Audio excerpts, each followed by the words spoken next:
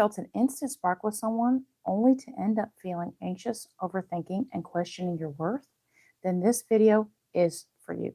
Today I'm talking about the 5 red flags that women often confuse for chemistry, especially if you're the one who's used to doing most of the work in your relationship. Because sometimes what feels familiar, intense, and even meant to be is actually your nervous system picking up an old wound. You've played small. You've played nice. You followed all the damn rules, and now you're freaking done. This is for the woman who's done shrinking herself to be chosen. If you're tired of chasing emotionally unavailable relationships, tired of losing yourself in love, this is where you stop overgiving, stop second guessing, and start becoming the truest, freest, most badass version of yourself. Let's get into it. The first red flag is instant intensity that feels like a soul connection. You meet someone new and there's fireworks, you have deep eye contact and hours of conversation. It feels like you've known them forever. You know what I'm talking about? Okay. But here's the truth. When you've experienced emotional inconsistency or trauma in your childhood, intensity can feel like love because it mirrors the highs and lows that your body is used to. It kind of feels like you've known them forever, right? Here's the thing, healthy love builds slowly. If it feels very intense and like a roller coaster from the beginning, then it's time to take a pause. Red flag number 2, you're trying to prove that you're worthy of being chosen. You feel the urge to impress, perform, or be chosen. You want this guy to think you're the prettiest, the smartest, the most successful, the funniest girl he's ever met, right? You start over functioning, which is looks like initiating, fixing, analyzing his every move, okay? This doesn't mean you're too much. It means your love blueprint, okay, is wired for survival, not connection. This is when you feel like you're auditioning instead of relating and actually able to be your real self. That's not chemistry, that's an inner wound. Red flag number 3, emotional unavailability feels mysterious or magnetic, okay? He opens up just enough to hook you and then pulls away. You guys know what I'm talking about, the hot and cold guy, right? Yes, he is bad for your mental and emotional health. You call it mystery, but what is actually experiencing is emotional unavailability, okay?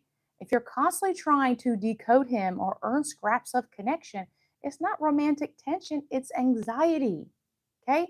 So my story, I was with a guy who was very hot and cold, and this is exactly what would happen. So I was very anxious attached, right? And he was an avoidant. So what would happen is he'd come on really strong, did a lot of love bombing, right? That's how they hook you, right? They find exactly what you want and then they give it to you, like overwhelmingly so, right? And it's just you get caught up in this like whirlwind romance. And then what happens is they cool off and distance themselves, and then you're the one chasing them. Okay, well, eventually you're going to be like, I'm tired of this shit. And you distance yourself. That's when they come towards you. That is the hot and cold. And it's addictive and it feels terrible. So, real love feels nice, warm, and cozy. It feels really like anything is possible. That's what you want to look for. What you don't want to look for is you're on edge, you're anxious, you don't know where you stand with them, you're constantly trying to get more attention. You see the tiny little scraps, but it's never enough. So you're feeling needy. Okay. Good relationships meet your needs, they don't make you feel needy. And then you blame yourself and you feel responsible and you say, oh my God, what am I doing to cause this? And you think it's you. Honey, it's not you, it's them. And if you think you're too much, you're not too much. Okay. They aren't enough. That's the mindset that I really want you to get in your head. Okay. Red flag number 4, your body feels anxious and activated, not secure and connected. So this is going to look like you thinking about him constantly, but not because you feel safe. It's because you actually don't feel safe.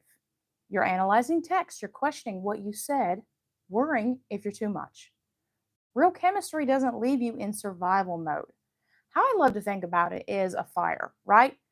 When you start a fire, it starts off small and gets bigger. Healthy relationships start off slow and warm. Over time, they build to get hotter. Okay.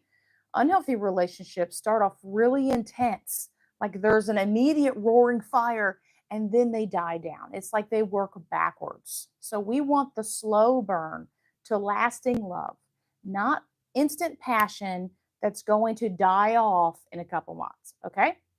Red flag number 5. You ignore your body's cues. This looks like you feel tight in your chest, your gut is easy, and you can't sleep, but you override it because you want it to work. Okay?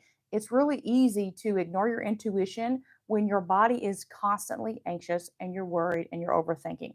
You can't hear your intuition when you're overthinking. It's important to know how you feel with them and when they're not around. When you feel anxious with them and when they're not around, those are big red flags. Okay. What you want to feel is calm and secure and emotionally safe when they're there and when they're not there. Okay. Overachievers, I'm an overachiever. I can't do anything half-assed, right? I always got to like go for 100%. We are great at pushing through the discomfort, but relationships aren't supposed to feel like a performance review. Okay. If your body doesn't feel safe, then neither is the relationship. If this hits home, I want you to know you don't need to work harder to earn love, okay? You don't need to shrink, chase, or abandon yourself to keep someone's interest.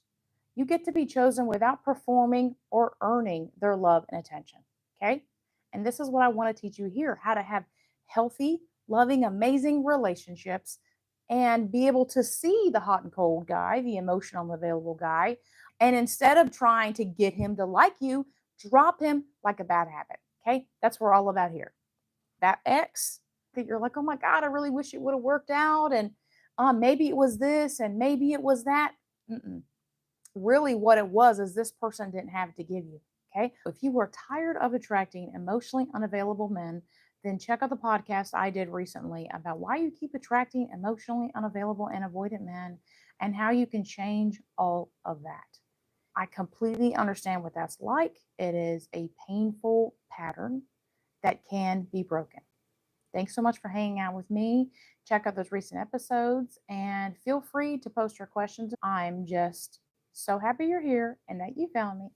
You can become the badass you've always wanted to be, punch fear in the face, live life on your own terms, and attract the kind of real love that actually deserves you.